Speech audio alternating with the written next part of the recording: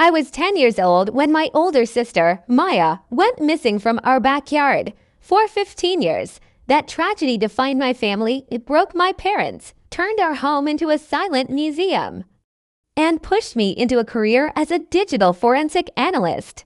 Desperate for answers that never came, every holiday was an exercise in forced normalcy. Every birthday a reminder of an empty chair. My mother kept Maya's room entirely untouched, frozen in a landscape of mid-2000s posters and half-read novels, while my father buried his grief in endless double shifts at the transit authority.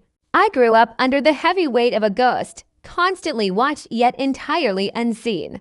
Then last night at 3:00 a.m., my personal phone rang. The caller ID was completely blank. When I answered, there was no voice on the line, just the distinct, rhythmic melody of an old musical jewelry box playing through the static. My heart stopped. It was the exact custom tune from the box Maya had with her the night she disappeared. Before I could breathe, a text message flashed onto my screen from the same unlisted number. It contained a single real-time GPS coordinate pointing directly to a heavily wooded area just 3 miles from our house, followed by 4 words, "She's watching you now."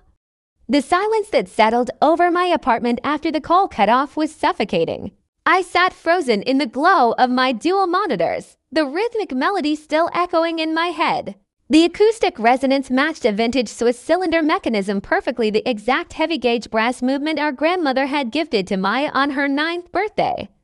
It wasn't a digital rendering or a compressed audio file. I could hear the micro-imperfections of the physical metal tines striking the internal comb. A sonic fingerprint I had memorized as a child. My professional instincts kicked in before my panic could paralyze me. I slammed my phone into the cradle, bridging the connection to my primary workstation to run a packet capture and trace the routing headers of the text. As an analyst, I spent my days tearing apart malware and tracking network anomalies. But looking at data tied to my own sister made my fingers clumsy on the mechanical keyboard. The digital footprint was incredibly sophisticated. The sender was using a decentralized network bouncing across multiple proxy servers overseas before hitting my local gateway.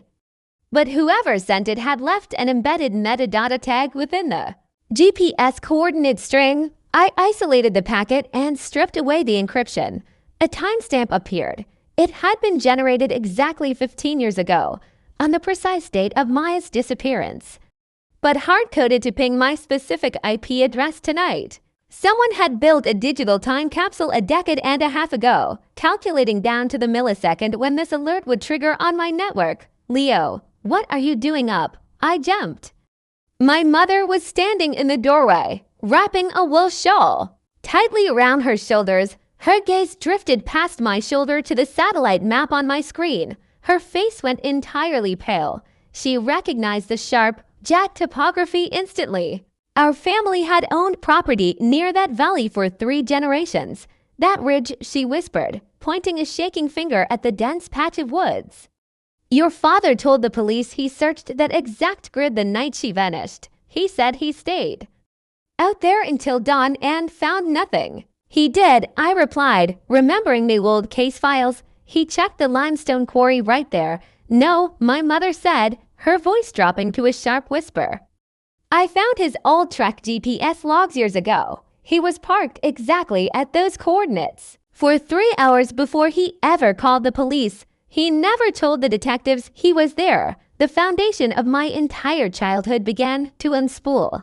Before I could answer, the front door downstairs clicked open. The heavy thud of work boots echoed in the foyer. My father was home early from his night shift. My mother shot me a look of pure panic, grabbing my arm tightly. "Do not tell him about the message," she breathed. "Do not tell him what you found." As his footsteps came up the stairs, my tracing program finished its deep-level analysis. The final proxy masks dripped away, revealing the true physical origin point of the data burst. The text hadn't been sent from the woods. The signal transmitter was broadcasting from an active, hidden routing node located in the locked crawlspace of the basement directly beneath our feet. Someone had initiated the transmission from inside our own walls. The office door opened, and my father stood there, his canvas coat damp from the fog. He leaned against the frame, looking at both of us in the dark. The tracking software continued to blink red behind me, pinpointing the source of the signal directly below his boots. "Everything all right in here?" he asked, his voice low and steady. "You two look like you've seen a ghost." My mother completely froze. "Julian, you're home early," she stammered. Leo was just helping me with a backup file acting up. My father didn't look at her. His eyes shifted directly to the red locator beacon pulsing on my monitor. He took a single slow step into the room, reached into his coat pocket, and pulled out an old, tarnished brass key, the key to the basement crawlspace that had remained padlocked since the summer Maya D.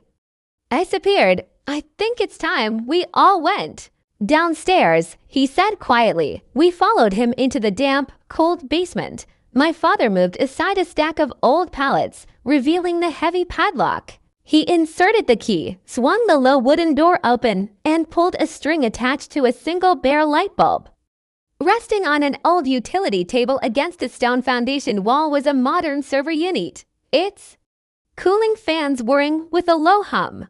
Beside it lay the Swiss jewelry box, its brass cylinder slowly rotating, playing the final bars of the melody before winding down into silence. "You built a delayed localized server," I whispered, staring at the equipment. "Why did you hide this from us?" My father sighed, looking completely defeated. "Because 15 years ago, I didn't find nothing out at that ridge, Leo. I found Maya. She wasn't taken. She was running away from someone who had been using our family's network to track her every move as Omion with access to the local police database. She realized our home network had been compromised by a sophisticated intercept program." He turned to face us, the harsh light casting long shadows across his weathered face. "She told me that if she stayed, the whole family would be targeted by the people hunting her. So I helped her disappear. I drove her to that ridge, gave her my savings, and watched her cross the state line into a new life under an assumed identity. I set this server up as a secure failsafe. She promised that if she was ever truly safe, if she had finally exposed the network that targeted her, she would activate the link from the outside, triggering the jewelry box and sending the coordinates to the one person who could decrypt the rest of the files, you. I kept the secret to keep her alive." My father looked directly into my eyes, his hand trembling as he reached for a flash drive plugged into the server rack. "The coordinates aren't where she disappeared, Leo. That's where she's waiting for you right now to hand over the final decryption keys. But the fact that the server just executed this broadcast means her position has been compromised. The people who forced her into hiding 15 years ago just detected the data burst, and they are already tracking the physical location of this terminal. We have less than 20 minutes before they realize the signal originated from this basement. And if they get to that ridge before you do, Maya won't just disappear this time.